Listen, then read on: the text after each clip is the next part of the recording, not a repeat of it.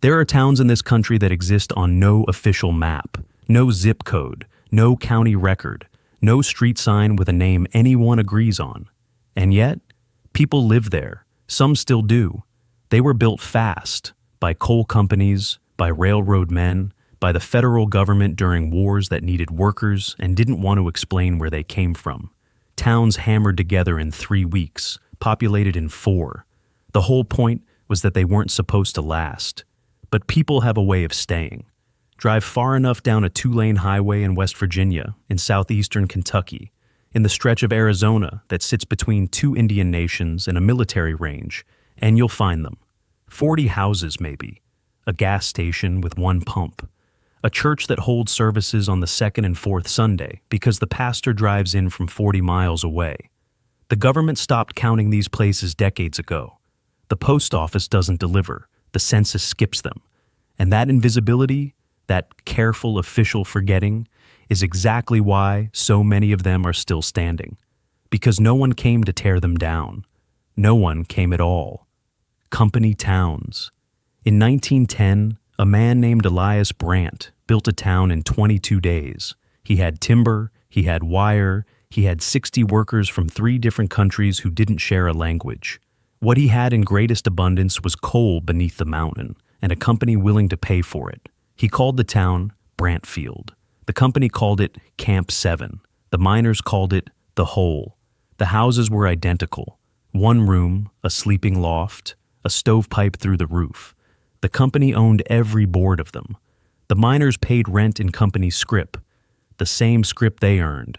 You could work a month and end up owing the company money if you got sick, or broke a tool, or your wife needed medicine from the company store. This was legal. This was common. Across Appalachia alone, there were more than 1,500 of these places by 1920. They had schools run by the company, churches approved by the company, doctors hired by the company, who reported to the company. When the coal ran out, the company left. They took what they could carry, the machinery, the rail lines, sometimes the windows. They left the houses, they left the people.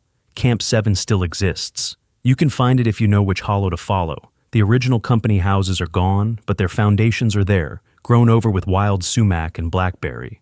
12 people live in trailers and newer structures built on those old rectangles of stone. They are not on any map. They get their mail at a box in the next county over. Their children ride a bus for an hour and 20 minutes each way to a school in a town with an actual name. They've been forgotten so long that the forgetting has become a kind of permanence. The flood towns. There is a specific category of forgotten town that didn't fade. It drowned. Between 1930 and 1980, the Army Corps of Engineers flooded more than 80 towns across the eastern United States to build reservoirs. They called it progress. They called it flood control. They gave residents a notice period that ranged from 3 years to 3 months, depending on who was asking and who was being asked about. The towns were emptied, the dams were built, the water rose. And then something strange happened. In drought years, the kind of drought years that are happening more and more, the water falls, and the towns come back. In North Carolina, there's a town called Ellendale that has surfaced 3 times since 1966. The church steeple rises first, then the cemetery gate, then the road. People drive out to look at it the way you'd look at a shipwreck. Children who grew up there, now in their 70s, sometimes come back and walk the old streets in rubber boots while the water is still ankle deep. One woman, 91 years old, returned in 2019 to the town her family had lived in for 4 generations. She walked to where her house had been. There was still a rosebush there, rooted in the mud. She cut a sprig off and took it home. The Corps of Engineers doesn't acknowledge these places on its signage. The reservoir has a name. The town beneath it does not.